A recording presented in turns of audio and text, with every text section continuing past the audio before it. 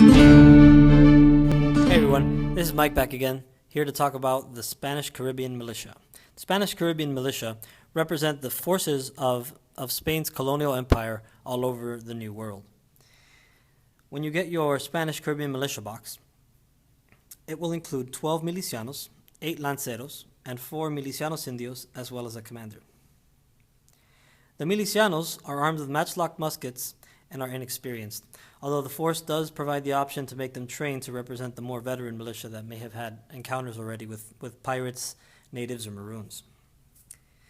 They have pretty average stats across the board, and they include the drilled, ruthless, and poorly equipped rules. The drilled rule allows them to reload more efficiently while they're in formation, and the ruthless gives them a bonus against units that have more fatigue than them. Poorly equipped represents their poor powder and often old, aging equipment, and when activated on a certain card, will result in extra reload markers if shooting actions are taken.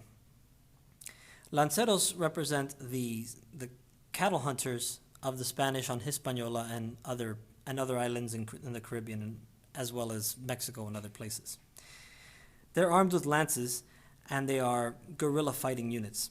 They have the elusive and scouts rule.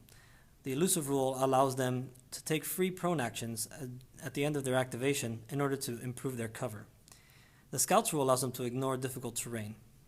And they have ruthless, of course, as well. They also have a rule called false charge. They would often drop to a knee as the enemy released a volley on them in order to be able to charge more effectively. This allows them to take saves no matter what when they're charging an opposing unit.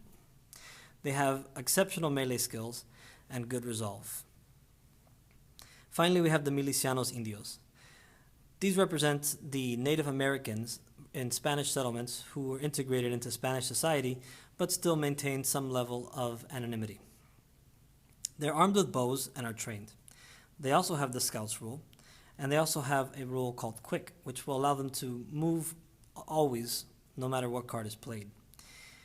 They also have the skirmishers rules, which allows them to flee from combat when they're attacked, sometimes preventing them from being attacked at all. Also the vanguard action, which allows them to take positions early in the game in order to hold territory early on.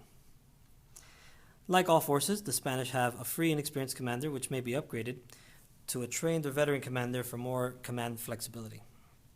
Some Spanish commander options include Juan Menéndez de Marquez, which allows the Spanish militia to gain a sea captain that lets them take to ships more efficiently.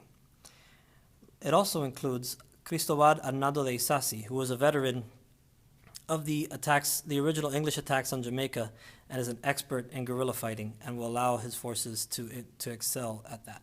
And of course, this force may be commanded by Manuel Rivero de Pardal, who could be represented as commanding ground forces in his raids against Jamaica and the Cayman Islands. While Manuel Rivero de Pardal is engaged in melee with opposing commanders, he may challenge them and fight them in a melee in an attempt to eliminate enemy commanders. And that about covers the Spanish Caribbean Militia. Thank you so much for watching this video, and thanks to all our backers, and I'll see you guys in the next one. Take care.